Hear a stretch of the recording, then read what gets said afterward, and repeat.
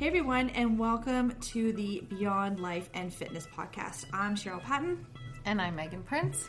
We started this podcast as a way to connect with more people who are struggling to fit it all in. The workouts, the food, kids, work, and relationships.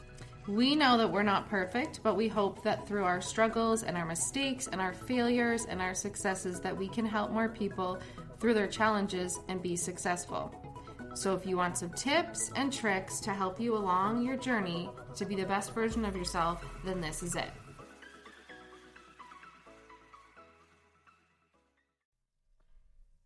All right, so if you hear a strange hum in the background, that is my computer slowly dying. But anyways, I'm going to do my best to edit that background noise out. But in case you're wondering what that is, it is my computer going through a slow death. But today we thought we would chat about the most research supplement that is on there. I know we have definitely touched on this particular supplement before in the past when we have talked about supplements in general, but today we're going to be very specific on creatine. So we do have a lot of people that approach us. Should we take creatine? How much of it should we be taking every day? And so we thought we would just sort of do a quick little rundown on why we both think everybody should be taking creatine, not just for improving overall physical strength, but also improving your cognitive performance and just keeping that brain good and healthy. Yeah, and I think most women that come are scared, right? Because I think creatine back then, like back in the 80s, 90s, was like a bodybuilder supplement. Yep. So now, for a lot of women, it feels like, you're taking steroids or you're taking like something, and it's scary. It's scary to take this white powder and put it in your water and then, not really know a lot about it or what it's going to do. So I think really helping women to understand about the supplement and the importance of it and how it is generally safe, I mean, we'll talk about the people who shouldn't be taking it, but I think for most people that are working out and that are athletes or are lifting weights, for sure, 100%, like you can totally, I think, only get benefits from it. Yep. And like we said too, like the cognitive benefits that are now being shown through studies, especially if you're getting up in your 30s, 40s, 50s, 60s. Again, who doesn't want to have a sharp mind for as long as possible? But creatine is basically a supplement that just helps maintain a continuous energy supply to your muscles as we are working out. So it just allows us to do more, push a little bit heavier, just because we have that little extra power boost coming through the back end. So do you take yours before, during, or after workout? So I used to. That used to be like this big thing that you would take it after your workout with like grape juice. Like that was the thing. So that you had like this. Got in quickly. Yeah, you had this like blood sugar spike. But now I don't really care what time of day I take it. Usually I'll just put it in my water when, and now I'm not training fasted. So I'm actually not having BCAAs either right now. And I find like I'm just scooping plain creatine into my water. It's like so boring. I'm like, just like it, because it tastes like nothing for people that have never taken it before. It tastes like absolutely nothing, right? There's no flavor. There's no flavor. There's no nothing. It's not exciting. I think you can get flavored ones. Maybe. Like I'm sure mine's always plain. I add mine into my shake post-workout because that's just what's convenient for me. But as far as from what I've heard and seen, that it doesn't really matter when you take it. The point is that you just get it into your system. And it's one scoop is 5 grams. And all that it's going to do is just help increase muscle growth, speed up muscle recovery.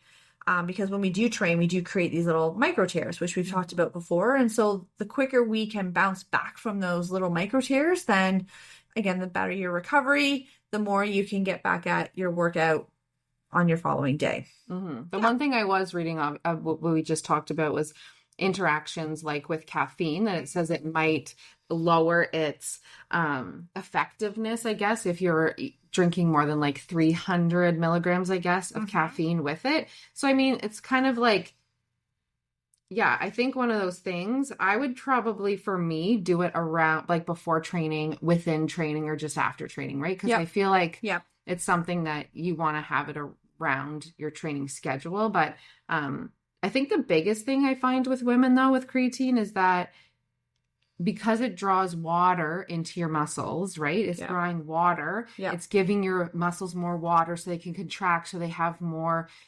power, that there's the initial weight gain. And people are like, oh my God, I'm retaining water. And, but it's not water underneath your skin. No. It's like water going into your muscles. So sometimes I go up, 2 or 3 pounds or whatever, but I just know that it's coming from that. It's not like you're gaining fat overnight from it, right? And the creatine now is so much better. Back like when I started bodybuilding and started working out, I was like 18, the creatine would make you so bloated, I remember, and it'd give you cramps and your stomach would hurt so much. Now that they've really like micronized it kind of, it's so much easier for your body to break down. But I remember that being like a huge thing and being super crampy when I took creatine. So it was something like I kind of got turned off for a little while on doing it. But it is an amino acid. It's just like BCAAs. It's just going to be, it's an amino acid specific for your brain and your muscles. Yeah. So it affects the ATP. So your basically your unit of energy that is in our cells. So it helps create more ATP within the muscle, which allows you then to just contract better and then lift a little bit harder. But yes, it does help with cognitive health because we do get creatine naturally in our diet if you eat animal protein sources. So you do get it if you eat animal protein. So if you are someone who does not eat animal proteins, taking creatine becomes that much more essential because you're not getting it in your diet regardless. But as we know, a lot of people undereat in protein. So again, it's just sort of one of those supplements that I don't like. I take it probably 6 days out of the 7. And I've been doing that for, I don't know how many years now, 5, 7. I think I'm probably like 4 on my weightlifting days only because I just kind of don't really remember when I'm not training. Same. But I have a nurse that I was training and she really didn't know anything about it. And she was really scared about like the supplements. It's bodybuilding. It's a steroid. It's all these kind of things. And then I was like, your body already produces it and makes it every single day. So it's one of those things that's not scary to take it because your body's already making it. Yes. It's making 1 gram a day. So taking 3 to 5, I don't even like super measure because the scoop's 5. So I'll just like, it's 3 to 5. I think that you should take. So sometimes I just kind of fill the scoop to wherever and then just put it in. But, yeah. And then when it comes to the whole cognitive health, because again, creatine is stored in brain, liver, brain, kidneys. Is it kidneys? Brain, kidneys, and muscles.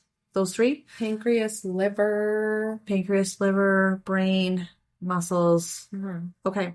So how, like with the cognitive abilities, with cognitive health, this is where a lot of the new research is now coming out and being shown with creatine.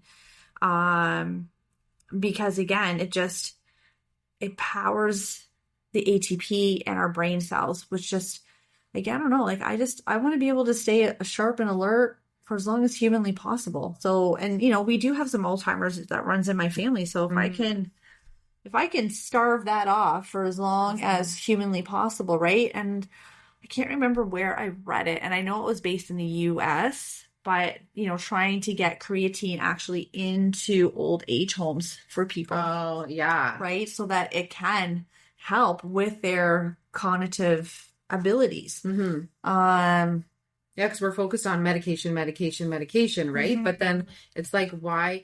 Diet is huge. There's so many things that are coming out now about insulin sensitivity and Alzheimer's and stuff. Like it makes such a huge difference.